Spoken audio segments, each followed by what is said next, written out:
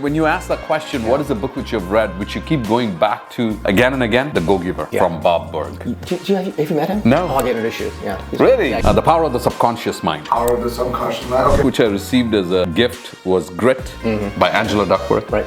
That was the one. Malcolm Gladwell's Outlier. All right, guys, so now we're going to do some rapid fire questions. Questions are for both of you. Doug, you ready? Ready, go fire. Sid, you ready? Yes. All right. Do you read a book, then watch the movie, or watch the movie, then read the book? Okay.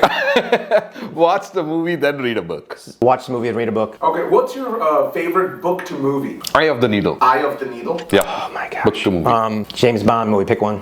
What's a book you guys keep on coming back to time and again? Right now it's Contagious because I'm into Jonah Berger's Contagious book. Yeah. Contagious. What about you, Sid? Ha ha ha ha. Okay. The Power of the Subconscious Mind. Power of the Subconscious Mind. Okay. Is there a book that's on your to-do or to-read list that you haven't gotten to? Ooh. Uh-oh. Oh my God. Contagious. Because it's so contagious. You guys are great. Okay. What do you like reading more, fiction or nonfiction? I'm going to go with my process of the hybrid where we actually use storytelling in nonfiction books. I love Malcolm Gladwell. Yes. Because he does that so well.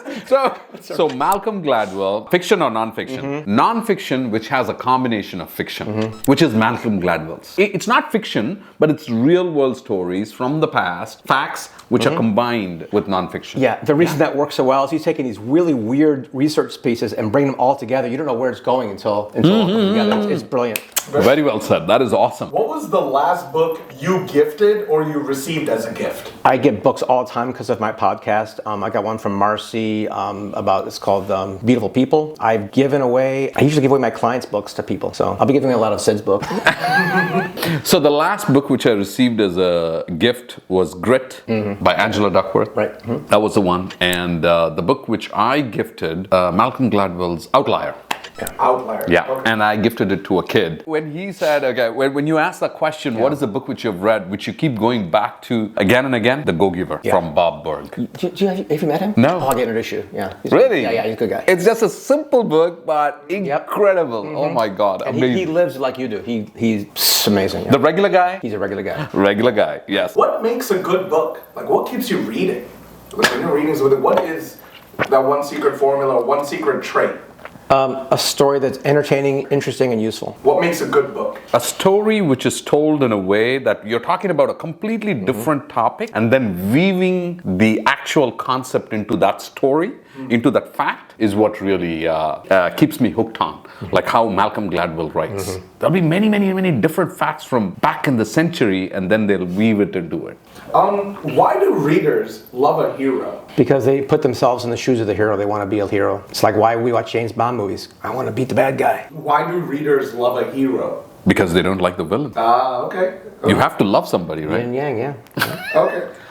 How do you judge a book? By the cover, by the testimonials, or by the reviews? I instantly will judge a book by its cover to see if I'm going to give my time to read it. But I can tell you in the first few pages if I'm going to like it or not. Introduction. How do you judge a book? By listening to podcasts or word of mouth. Somebody says this is a great book, and I would not buy a book unless and until I've heard a podcast about what is in that particular book. Then I would buy the book. Love that. Okay. Finally, last question. How do you overcome writer's block? This is a big thing. That's a really good question, by the way.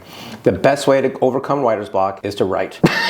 I'm so sorry, it's a glib, but when you're sitting there thinking, your mind is actually putting words in your brain, you're just not writing them down. So even if it's crap, write. Because the exercise of writing will generate more ideas and thoughts, and you can always edit it later. The worst mistake people make when they're creating their own content is editing as they write. It slows the process down. It stunts your creativity. But if you just stream of consciousness, flow, and get it out, like we do in interviews, just let it flow, you have something to work with. All writers need a good editor. So just the best way to overcome writer's block is to write. And somebody posted on social media the other day about this. How do you get inspired to write? I'm like, I have interesting conversations with people. I go out and do new things. I meet new people. I go to new places, and I just experience the world. I'm no Ernest Hemingway, but he had a good thing going by just doing stuff. You hit a block just because you're not practicing or doing it enough. Continue to do it even if you're producing like not top-notch quality work, but that'll help you get over it. You will get to a point that you'll produce top-notch work. And when it comes to recruiting, people are afraid of making a mistake. Oh, I'm going to blow that lead, right? And they forget there's 7 billion people out there. Practicing on live people seems disingenuous, but if you're upfront about it, say, hey, I'm brand new, I'd like to talk to you about something, and you flub it, you're going to get better affinity because they know you're new. Oh, yeah. So it's not just doing it, but doing it often and not caring about the result. If you care too much about the result, it slows you down. So I'm going to ask you one question, Doug. What happens is in the daily minutia of work, right? I want to post something on LinkedIn about a good story, right? But what I do is, you know what? I want to really produce like good content, and then I think about it and overthink about it and don't post it at all. So what is a tip for me? What you've got? I'm going to go to my friend, what Neil Patel does on LinkedIn. He posts the same content 3 times a day. Because we forget that we look at our profile and our feed and we look at what we see. But the regular world looks at it and it's moving fast. Yeah. So don't worry about what you post, because even if it's crap, no one's going to see it. Got it. And if they do, they're going to forget about it in a minute. Got it. Yeah. So it's the same technique. Keep posting, even if it's garbage.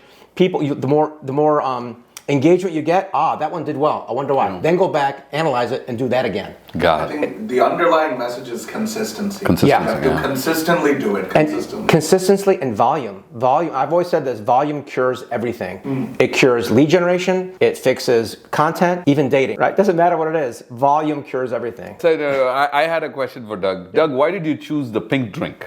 Because it had raspberry in there, and man, I just really love this drink. It's lovely. The raspberry. Yes. Why did I choose blue? You got to ask that question. Oh, I'm pink and you're blue today. No judgment. So no, blue is my favorite color, and then I figured out, I was in this Turkey, blue is the color of God, it seems. Did you hear about it? No. Yeah, so when I did the tours in various different the mosques and the cathedrals and all of that, right? So there is huge murals of Mother Mary and Jesus and all of that. Yeah. And Mother Mary's image and Jesus Christ's image, all of that will be in blue. Right. And they say blue is the color of God. So that's the reason why the mosaics are predominantly in blue. That's what they say. But yeah, that's what I heard. Back in those days, blue was a very rare color too. In nature, you can't find blue. It's very hard. It's hard to do it. Yeah. Oh, really? Yeah. Blue is always kept as the most prestigious color of all. You know. Yeah. Yeah. And I also learned that turquoise, right? Turquoise as a color was from Turkey. Turks, T-U-R-K. There's a lot of conversations about colors and the meaning behind them. There's a lot to say. Color theory. It's a big topic. Yeah. Do you apply that to the cover design? Absolutely. So is your cover going to be blue because your favorite color is blue? We'll talk about the power and intention, all that stuff in terms of colors. But yeah, if you look at every food, it's always orange, yellow, right? Because Burger King, McDonald's, they know the colors resemble warmth and food, right? Green, growth, money. In Asia, gold is abundant, right? So it depends on what culture is and what the meaning is. There's a lot of things about color. So let me ask you last rapid fire question. Yeah, sure. Sid's logo is yellow. Even the Instagram logo yellow, YouTube icon yellow. What do you think the yellow means in terms of Sid's image? It just makes me hungry to learn more. That's right. All right. Thank you guys so much. We'll see you on the next one. Okay. Awesome. Thank you.